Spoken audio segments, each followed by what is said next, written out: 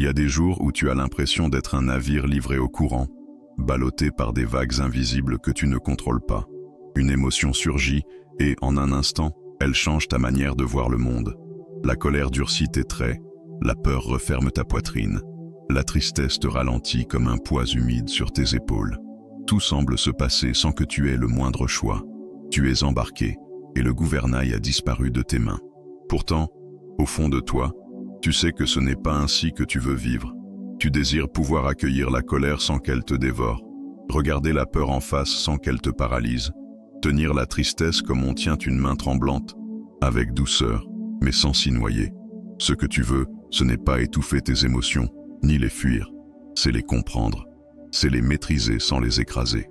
C'est retrouver cette souveraineté intérieure qui te permet de dire « je sens, mais je choisis ». Sénèque disait que l'âme est comme un jardin. Tu peux y laisser pousser la paix ou arroser tes tempêtes. Chaque pensée, chaque réaction est une graine. Certaines donnent des fleurs claires et solides, d'autres des herbes sauvages qui étouffent tout le reste. Et si tu ne choisis pas ce que tu plantes, les vents du monde se chargeront de semer pour toi. Alors ton jardin devient un terrain envahi, où la peur et la colère s'installent comme des mauvaises herbes. Épictète nous rappelle, ce ne sont pas les choses qui nous troublent, mais l'opinion que nous en avons. Cela signifie que l'émotion n'est pas l'ennemi. Elle est la réponse que ton esprit construit à partir de ce qu'il croit vrai. Change ta perception, et ton émotion changera avec elle. Ce n'est pas nier ce que tu ressens, c'est lui donner un sens nouveau. Ce voyage que je te propose aujourd'hui n'est pas une théorie abstraite.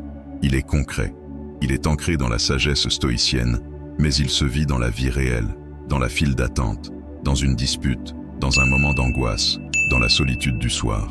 5 principes, 5 repères clairs pour que tu puisses retrouver le gouvernail, même au milieu de la tempête. Et le 5e principe, c'est celui que les stoïciens considéraient comme l'arme ultime contre la tourmente intérieure. Reste jusqu'au bout, car ce dernier point peut transformer la manière dont tu vis chaque émotion, même celle qui, aujourd'hui, te semble incontrôlable. Ce que nous allons voir ensemble n'exige pas de toi que tu changes qui tu es. Il ne s'agit pas de te blinder, ni de prétendre que rien ne t'atteint. Il s'agit de t'apprendre à être là, solide, même quand ça bouge à l'intérieur, de ne plus confondre réaction et choix, de reprendre, pas à pas, cette autorité douce et ferme sur toi-même, qui est la marque des âmes libres. Parce qu'au fond, tu n'as jamais vraiment perdu ce pouvoir. Il était seulement recouvert par le bruit de tes tempêtes. Aujourd'hui, nous allons le retrouver. Il y a une fatigue silencieuse qui use l'esprit plus sûrement que les longues journées de travail. Croire que tout dépend de toi. Tu te charges du poids des décisions des autres, des circonstances imprévisibles, des aléas de la vie. Tu portes dans tes épaules les refus qu'on t'oppose, les silences qu'on te laisse, les changements qui bouleversent tes plans. Et chaque fois que quelque chose t'échappe, tu sens cette brûlure intérieure qui ressemble à un échec personnel. Mais c'est un piège, car il y a dans la vie des forces que tu ne pourras jamais maîtriser. Le jugement d'autrui, la météo, le temps qui passe, les choix des autres, tout cela t'appartient moins que tu ne veux l'admettre. Et pourtant, tu continues à t'en faire le gardien, à t'y accrocher, comme si tout se jouait là. Les stoïciens ont nommé cette vérité simple et libératrice, la dichotomie du contrôle. Séparer, avec la précision d'un artisan, ce qui dépend vraiment de toi, tes pensées, tes actions, tes choix, de ce qui n'en dépend pas. Et accepter que la seconde catégorie vive sa vie, en dehors de ton emprise. Cela ne signifie pas l'indifférence. Cela veut dire que ton énergie, précieuse et limitée, doit être placée là où elle peut réellement changer quelque chose. Chaque matin, tu pourrais dresser mentalement 2 colonnes. Dans la première, ce qui est à toi. Dans la seconde, ce qui ne l'est pas. Puis, tu décides de travailler uniquement dans la première. C'est un geste invisible, mais il change radicalement ton rapport au monde. Pense à un navigateur en pleine mer. Il ne contrôle pas le vent, il ne choisit pas les vagues. Mais il ajuste la voile, règle la direction, anticipe le mouvement du bateau. S'il se concentrait à vouloir apaiser la tempête, il perdrait son énergie et son cap. En revanche, s'il se concentre sur ce qui est dans ses mains, il traverse, parfois même plus vite qu'il ne l'espérait. Lorsque tu commences à vivre ainsi, tu ressens un allègement profond. Les frustrations s'atténuent, car elles ne reposent plus sur l'illusion de tout contrôler. Les émotions perdent en intensité, car elles ne se nourrissent plus de la résistance inutile. Tu n'es pas moins engagé, mais tu es mieux engagé. Et ce recentrage te rend plus stable, plus lucide, plus libre. Cette lucidité, c'est la première pierre d'un esprit souverain. Elle ne supprime pas les tempêtes, mais elle te rend capable de tenir la barre avec calme, même quand la mer se déchaîne. Et cela change tout. Lorsque l'émotion monte, elle ne vient jamais seule. Elle arrive accompagnée d'un flot de pensées, de jugements, de conclusions hâtives. Une colère naissante devient rapidement « il me manque de respect ». Une peur soudaine se transforme en « je vais échouer ». Une tristesse passagère se mue en « je ne suis pas assez ». Ce n'est pas seulement l'émotion qui t'agite, c'est le sens que tu lui donnes instantanément, comme si ce sens était une vérité absolue. Le piège, c'est de croire que l'émotion est une preuve. Que si tu ressens quelque chose avec intensité, alors cela doit être juste. Mais Sénèque nous rappelait que l'œil du sage sait regarder un nuage sans se noyer dans la pluie. Il voit le phénomène pour ce qu'il est, pas pour ce que la peur, la colère ou l'orgueil voudraient en faire. Observer sans juger, c'est apprendre à poser un regard neutre sur ce qui t'habite. C'est être témoin de ta propre expérience plutôt que prisonnier d'elle. Cela demande de ralentir, de laisser passer la première vague de réaction et de voir l'émotion comme un fait brut, sans y coller d'étiquette morale. Tu peux t'y exercer simplement. Nomme ton émotion comme tu nommerais un objet posé devant toi. Colère, montée, poitrine, tristesse, poids, gorge. Pas de « c'est mauvais », pas de « je ne devrais pas », juste ce qui est. C'est un geste discret, mais il a le pouvoir d'ouvrir un espace immense. Imagine l'eau d'un lac en haute montagne. Quand elle est calme, elle reflète parfaitement le ciel. Mais si tu la troubles, elle déforme tout ce qu'elle reflète. Observer sans juger, c'est redevenir ce lac clair. Les nuages peuvent passer, mais ton reflet reste fidèle à la réalité. En apprenant à regarder tes émotions ainsi, tu n'essaies plus de les combattre ou de les nier. Tu les accueilles comme des messagères. Tu entends ce qu'elles ont à dire, mais tu ne leur donnes pas les clés de la maison. Et peu à peu, tu découvres que ce regard lucide désamorce leur pouvoir de t'entraîner là où tu ne veux pas aller. C'est dans ce calme d'observateur que naît la maîtrise véritable. Non pas l'absence d'émotion, mais la liberté de rester toi-même au milieu de leur tumulte. Et cette liberté-là, personne ne peut te la retirer. Il est des blessures qui ne saignent pas, mais qui pèsent pendant des années. Ce ne sont pas toujours les événements en eux-mêmes qui t'emprisonnent, mais l'histoire que tu continues à leur raconter. Un mot humiliant, une trahison, un échec. Tu les as peut-être revécus 1000 fois dans ta tête, comme si chaque répétition ajoutait une pierre à ton fardeau. Et à force de les ruminer, tu as fini par leur donner une signification définitive. On m'a humilié, on m'a rejeté, je ne suis pas à la hauteur. Mais la réalité est plus subtile. L'événement est figé dans le passé, mais la façon dont tu le regardes aujourd'hui peut changer. En reformulant, tu déplaces ton rôle dans l'histoire. Ce n'est plus « ils m'ont humilié », mais « j'ai cru être humilié ». Ce n'est plus « ils m'ont rejeté », mais « j'ai cru qu'ils me rejetaient ». En apparence, c'est un simple changement de mots. En vérité, c'est une reprise de pouvoir. Les stoïciens savaient que nos jugements, bien plus que les faits, façonnent notre douleur. Recontextualiser, c'est arracher l'événement à la fatalité pour le replacer dans le domaine de ton choix. C'est reconnaître que tu peux donner un autre sens à ce qui s'est passé, et donc ouvrir un nouvel espace de réponse. Chaque fois qu'une pensée négative t'envahit, ramène-la à la première personne du singulier. Pas pour t'accuser, mais pour te rappeler que c'est ton interprétation, et non une vérité gravée dans le marbre. Cette simple translation te rend acteur, au lieu de rester spectateur blessé. Pense à un tableau. Si tu le regardes collé à la toile, tu ne vois que des taches et des coups de pinceau désordonnés. Mais si tu recules, l'image prend forme. Recontextualiser, c'est reculer pour voir l'ensemble et comprendre que ce que tu croyais définitif n'est qu'une partie d'un dessin plus vaste. Quand tu pratiques cette discipline, tu ne renies pas ta douleur, tu refuses simplement de lui laisser le dernier mot. Tu choisis les mots qui décrivent ton histoire et ces mots-là deviennent la clé de ta libération. Peu à peu, ce qui te paraissait figé se transforme en matière souple, malléable, que tu peux façonner à ton rythme. Et dans ce processus, tu redécouvres que tu as toujours eu plus de pouvoir que tu ne le pensais. Il existe un moment, juste après que l'émotion t'ait saisi, où tout peut basculer. C'est un instant fragile, à peine perceptible, où tu peux choisir, rester immobile et subir, ou poser un geste, même minime, pour reprendre la main. Pourtant, bien souvent, tu restes figé.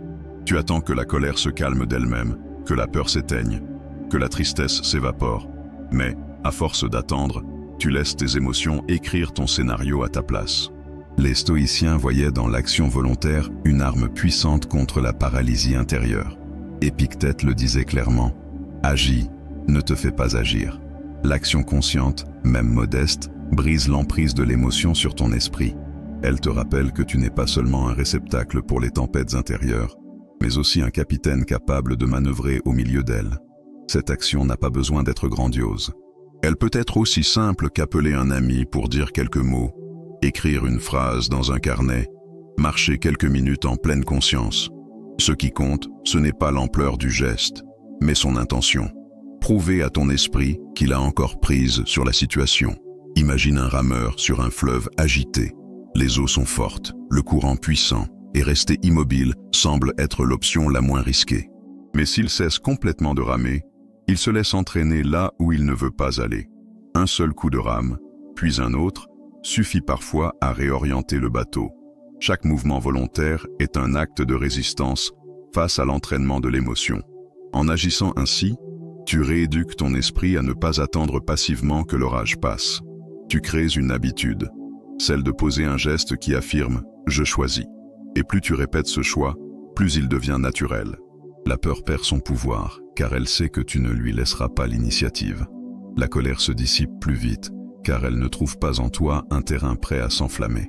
L'action volontaire n'est pas seulement une réponse à l'émotion, c'est aussi un rappel à ton âme que tu es vivant, debout et maître de tes pas. Et cette certitude, une fois gravée en toi, devient l'un des piliers les plus solides de ta liberté intérieure. Il y a une angoisse qui ne dort jamais vraiment. Elle se tapit dans les heures calmes, puis se réveille au moindre signe d'incertitude. Et si ça se passait mal? Et si je n'étais pas prêt? Et si demain apportait une tempête que je ne saurais pas traverser? Cette peur du futur est un poison lent. Elle ne détruit pas d'un seul coup, mais elle érode la confiance jour après jour, jusqu'à te faire vivre dans un état d'alerte permanent. Les stoïciens avaient un antidote. Ils ne cherchaient pas à fuir ces scénarios terrifiants. Ils les invitaient dans leur esprit, mais à leur manière. C'est ce qu'ils appelaient la préméditatio malorum, la méditation anticipée des épreuves. Sénèque le faisait chaque matin. Il imaginait les revers possibles, non pour les craindre, mais pour s'y préparer. Ainsi, lorsque la vie lui présentait ses difficultés, il les reconnaissait comme des vieilles connaissances déjà rencontrées dans son esprit. Se préparer mentalement, c'est ôter à l'inconnu son pouvoir d'effroi. C'est regarder en face les tempêtes possibles, puis décider comment tu y répondras. En visualisant d'avance tes gestes, tes mots, ton attitude, tu transformes l'angoisse en plan d'action.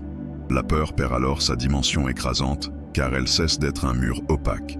Elle devient un terrain que tu as déjà exploré. Pense au marin qui, avant de lever l'ancre, vérifie ses voiles, renforce les cordages et attache le gouvernail.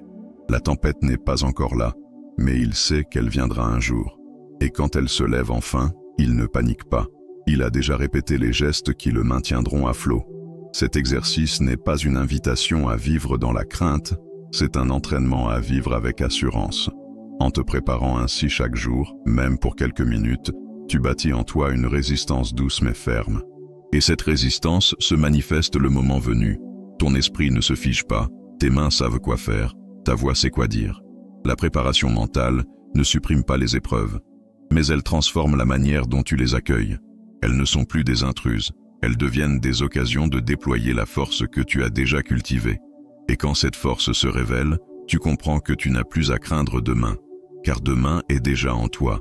Il y a une fatigue subtile qui use le cœur, celle de vivre en ne voyant que ce qui manque. Tu avances, tu accomplis, mais ton regard glisse toujours vers l'écart entre ce que tu as et ce que tu voudrais. Ce décalage permanent finit par assombrir chaque réussite. Tu pourrais être entouré d'occasions de joie, et pourtant sentir un vide. Ce n'est pas l'absence d'événements heureux qui t'épuise, mais l'habitude de ne pas les voir. Les stoïciens savaient que la gratitude n'est pas une politesse, mais une discipline. Marc Aurèle lui-même commençait ses réflexions par des remerciements. Pour sa santé du jour, pour les rencontres utiles, pour les enseignements tirés même des contrariétés. Il voyait dans cet acte non pas un apaisement superficiel, mais un ancrage solide qui rendait l'âme moins vulnérable aux tempêtes. Reconnaître le présent, c'est refuser de vivre dans le futur hypothétique ou dans le passé irréversible. C'est poser ton regard sur ce qui est là, maintenant, et mesurer la valeur réelle de ces instants. Ce peut être aussi discret qu'un souffle profond qui apaise, une parole douce reçue au détour d'une conversation, un geste qui t'a épargné un poids inutile. Pour que cette reconnaissance devienne active, il faut la nommer. Écrire, dire ou même penser clairement. Aujourd'hui, je suis reconnaissant pour 3 éléments suffisent. 3 détails qui semblent parfois insignifiants, mais qui, mis bout à bout chaque jour, forment une trame invisible de force et de stabilité intérieure. Imagine une pièce plongée dans la pénombre. Si tu ouvres les volets, même un filet de lumière change la perception entière de l'espace. La gratitude agit ainsi.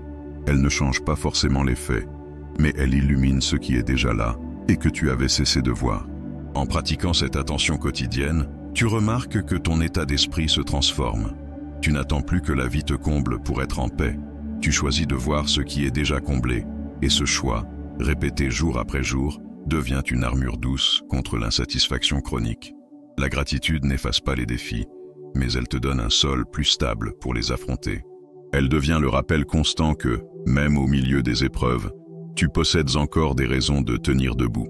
Beaucoup pensent que reprendre le contrôle de ses émotions est un exploit unique, un acte héroïque que l'on accomplit une fois pour toutes. Mais la vérité est plus discrète, plus humble. Il s'agit d'un entraînement quotidien, répété jusqu'à devenir naturel. La force émotionnelle ne se construit pas en un éclair, mais comme on polit une pierre, lentement, patiemment, jusqu'à ce qu'elle devienne lisse et solide. Les stoïciens vivaient selon cette idée. Ils ne se contentaient pas de comprendre la sagesse. Ils la revisitaient chaque jour. Chaque matin, ils se rappelaient leurs principes. Chaque soir, ils réexaminaient leurs actions. Où avaient-ils tenu? Où avaient-ils fléchi? Non pas pour se juger avec dureté, mais pour rester éveillés face à eux-mêmes. L'entretien quotidien agit comme un fil invisible qui relie tes journées. C'est une promesse que tu te fais, celle de ne pas laisser le temps et les circonstances effacer ce que tu as appris. Même quelques minutes suffisent, pourvu qu'elles soient régulières. Relire les principes, noter un exemple concret de leur application, observer tes progrès. Imagine un jardin que tu veux garder vivant. Si tu l'arroses abondamment une seule fois par mois, il se dessèche entre-temps. Mais si tu lui donnes un peu d'eau chaque jour, il reste vert, solide, prêt à fleurir. Tes émotions sont ce jardin, tes habitudes sont l'eau. Sans cet entretien constant, les mauvaises herbes, impatience, colère, crainte, reviennent vite occuper l'espace. Ce rituel répété n'est pas une contrainte, il devient un refuge. Chaque fois que tu le pratiques, tu ressens cette continuité intérieure qui te rend plus stable. Tu constates que, même si la vie te bouscule, tu reviens toujours à ton point d'ancrage. C'est cette constance qui transforme la maîtrise émotionnelle en une seconde nature. Et lorsque ce travail discret s'installe en toi, tu réalises qu'il n'est plus seulement un effort. Il est devenu ton mode d'être. Un mode où chaque jour, peu importe ce qu'il apporte, commence et se termine avec un sentiment de maîtrise douce, silencieuse, mais inébranlable. C'est là que tu sais que ton contrôle émotionnel n'est plus un exercice, c'est devenu toi. Peut-être as-tu longtemps cru que tes émotions étaient comme des vagues géantes, prêtes à t'emporter à chaque instant, sans que tu puisses rien y faire. Tu as peut-être vécu avec cette impression de fragilité, de vulnérabilité constante, comme si tu étais condamné à être le jouet des vents et des marées intérieures. Mais regarde le chemin que tu viens de parcourir.